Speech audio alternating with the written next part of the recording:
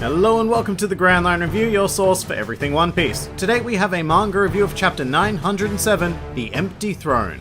And yeah, this week is pretty damn insane, and I've got to just jump straight into it with a potential alliance between Big Mom and Kaido. This is big news of the highest order because if this were to happen, I don't believe that there is a single power in the world that could stop them. It took the entirety of the Marines plus the Shichibukai to face but a single Yonko in the form of Whitebeard, and even then it also took Blackbeard's entire crew to take the man down. Although I do think the Marines probably would have won without Blackbeard, but only barely. The point is that the world simply cannot handle two Yonko combining their forces, which is why the Marines are quite rightfully shitting themselves during this chapter. But this development excites me a hell of a lot. At many points during the Whole Cake Island arc, I speculated that Big Mom may pack up and follow the Straw Hats to Wano. This is mainly based on the fact that we were introduced to a lot of characters like Charlotte Smoothie and Daifuku, who weren't given a single shred of development, despite being incredibly important members of the Big Mom Pirates. So I thought it would be a pretty cool idea if they all carried over into the next arc, and it looks like they'll do just that. Which also makes the really sudden ending of Whole Cake Island feel a lot more fluid because Big Mom's part of the story hasn't concluded, it's simply changing arena. Very importantly though, when I speculated about this happening, my belief was that the Big Mom Pirates would be caught up in an engagement with Kaido, becoming enemies and sparking a war that would cripple both forces, giving Luffy's faction a chance to defeat Kaido. And maybe even Big Mom would get taken out somehow, perhaps in a very Blackbeard kills Whitebeard-esque manner, but it appears that things are going to be heading in the exact opposite direction, which is terrifying because I was already pretty skeptical about how we were going to take down the forces of a single Yonko, especially after we've seen their overwhelming power firsthand during Whole Cake Island. And now we need to deal with two? Oh my god. However, this is incredibly convenient in terms of the meta-narrative because we now no longer need to revisit Whole Cake Island for Luffy to keep his promise of defeating Big Mom. Because I think that by the end of Wano, both Big Mom and Kaido will be out of the picture, paving the way for the worst generation to take their place at the top tier of this world and seriously commence the race for Pirate King. But the thing I find most intriguing about this whole portion of the chapter is that we now have official confirmation that Big Mom and Kaido have quote-unquote history. It would seem that there used to be some form of alliance between the two of them, and I'm going to get straight to the point, they totally boned down.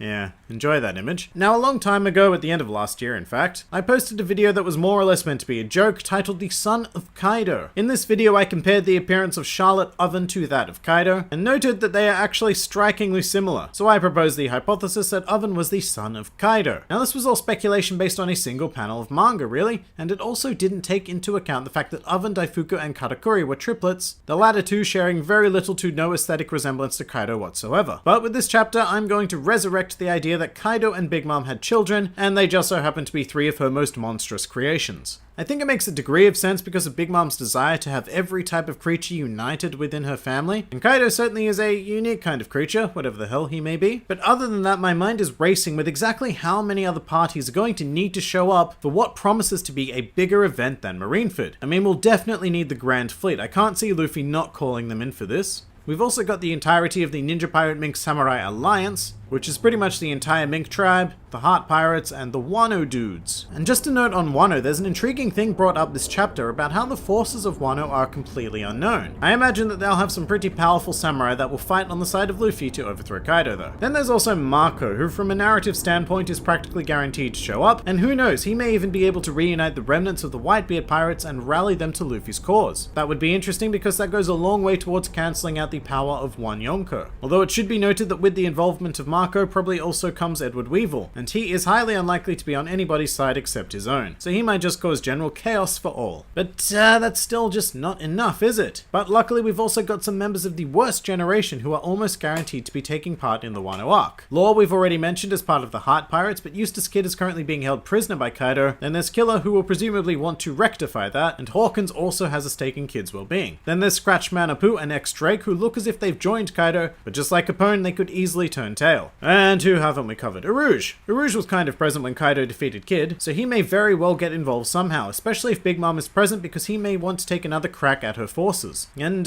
Bonnie. Well, currently I have no reason for Bonnie to get involved, which is a shame because it looks like this arc is gearing up for just about every member of the worst generation to stand up and make a grand statement to the world. Even Blackbeard could show up. But I'm going to end the speculation right here because there are going to be a billion horrible text-to-music YouTube videos that you can watch containing all of those ideas. So let's pull our heads out of the clouds, temporarily, and get back to the rest of this damn amazing chapter, because we have hardly scratched the surface. We are going to continue the Yonko theme though by discussing the very end of the chapter where none other than Shanks meets with the Gorosei. First of all, hell yes, amazing to see Shanks, as always, but really hard to know what to make of this. Confusion is a word that comes to mind. I mean, generally it's been an accepted belief that the pirates are the enemy of the world government, particularly the Yonko, who you know threaten to destroy everything they hold dear at any given second. But then again, Shanks is a unique individual, because I'm more or less going to presume that he has visited Raftel and knows the true history of the world. So maybe the truth of the matter is that the Gorosei themselves aren't that bad, or perhaps they're even a necessary evil. Something along those lines. Of course, the alternative is that there is a threat out there so concerning that these natural enemies are willing to put their differences aside, and that could very much have to do with the certain pirate they wish to discuss. There are two obvious options for who this may be, the first of which is Blackbeard. He is definitely plotting away in the background, collecting devil fruits, and for whatever reason destroying the base of the Revolutionary Army. Now, Shanks has been very consistently worried about Blackbeard in the series, dating back to when he tried to warn Whitebeard about him after the Enies Lobby arc. Shanks is probably one of the only individuals in this world who sees the true threat of Blackbeard, and he saw it long before the audience was even aware of it. So I can see him approaching the Gorosei to address his extreme concerns once more. I mean, let's be real, what other option does he have? Whitebeard was the only other reasonable Yonko to approach given how volatile both Big Mom and Kaido are, so this discussion could be a very last-ditch effort to turn the world's attention to Blackbeard and prevent him from becoming the Pirate King. Then again, the other candidate is Luffy. I'm not so sure why Shanks would come all the way to Marijois to discuss Luffy, but the Gorosei are holding newspapers, which could be a hint that they are referencing the news about Luffy's bounty. The reasons why Shanks could be seeking an audience in regards to Luffy are speculative at best. There's a lot of stuff that's been thrown out there about Shanks. For example, the theory that he is a celestial dragon, or was a celestial dragon, or that he is the caretaker of the will of D, or even the weird theory that Shanks is the ultimate mastermind of the entire series. So I'm going to put the Luffy being that certain pirate idea on hold this week because we really have less than nothing to go off. With all of that said, there is one other person that this certain pirate could be, and it's not going to be anywhere near as exciting as Luffy or Blackbeard, but his name is Edward Weevil. I get that Weevil was a highly underwhelming character during his introduction, but he has some serious power behind him. And if he is in any way comparable to his alleged father Whitebeard, aka the strongest man in the world, then that is cause for slight concern. But moving on from that, I said last week that the reappearance of St. Charlos was setting himself up for another Luffy-style punch, and hey, I was kind of right. A very unexpected character, St. Moscard, pops up and socks him in the face with the club, which is a very primitive and unrefined weapon for a world noble, I would think. Regardless, it is incredibly satisfying to see, especially because the panel almost mimics exactly the one where Luffy punched Charlos during Sabaody. But I probably shouldn't say unexpected character in regards to Moscard though. I mean, Marijois is his home. I guess forgotten character is more accurate. But I love this because it reminded me that we never got to see any of Otohime's travels with Moscard during the Fishman Island flashback. So I am really hoping that we get some sort of resolution and explanation there. And I really hate to say this because Moscard was such a prick,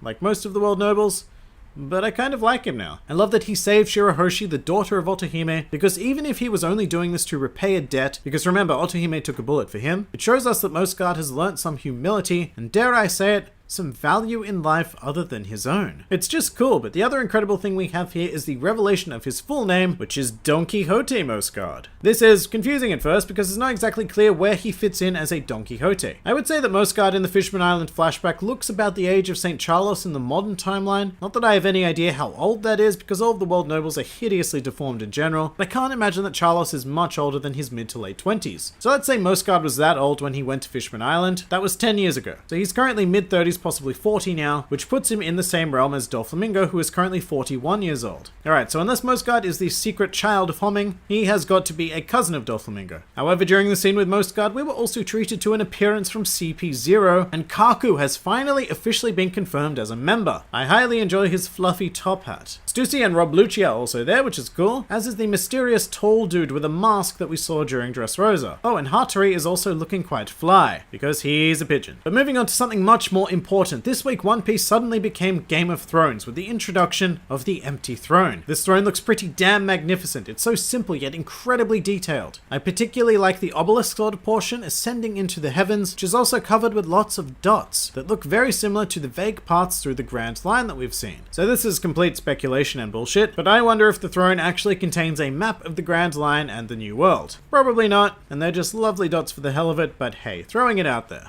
I really like the concept of the empty throne surrounded by weapons representing the 20 nations that forged the world government. And of course, it is a sign of peace that nobody is sitting in the throne, but come on. I don't think that Oda is going to introduce a throne just to have it remain empty. If you're at all familiar with the world of theatre or literature, you may know of a dramatic principle known as Chekhov's gun. This is the idea that every element in a story must be necessary and to not make false promises to the audience. So for example, if in the first act of the show you have a hung pistol on the wall, then at some stage during the show that pistol should be fired. Otherwise, don't put it there because you're making a false promise to the audience. Obviously, there's a lot of argument to be had over that particular idea, and people can even use false promises to subvert expectations, but in this case I can't see Oda introducing a chair this profoundly important just for somebody not to sit in it. And right now, the most glorious picture I have in my head is Dragon sitting on that throne. But my god, we still aren't done with this chapter because it was packed with cameos. In addition to the characters from the previous chapter, we have marines such as Kizaru, Hina, Django Fullbody, Momonga, and Doberman present amongst others. However, the two most important cameos in my eyes are incredibly obscure, and they are Momo Usagi and Chaton, literally meaning pink rabbit and brown pig. And these characters are both amazing because they sprang from the SBS section of manga volumes. When somebody asked Oda when Marine Admiral Momo Usagi would appear, and Oda then responded by drawing her and also clarifying that she is a Vice Admiral. These two characters also appeared in Film Gold, which was pretty amazing as well, but now they are actual proper canon characters in the series, so that person who invented Momo Usagi and asked that SBS question must be feeling pretty amazing. And that pretty much does it for the overwhelming chapter that is 907. If you enjoyed this video, then feel free to like, favorite, or subscribe, and please do comment with your thoughts on the chapter. Also, if you're in any way inclined, feel free to follow me on the old Twitter, as well as join the Grand Line Review Discord server, links to both of which are in the description below. This has been the Grand Line Review, and I'll see you next time.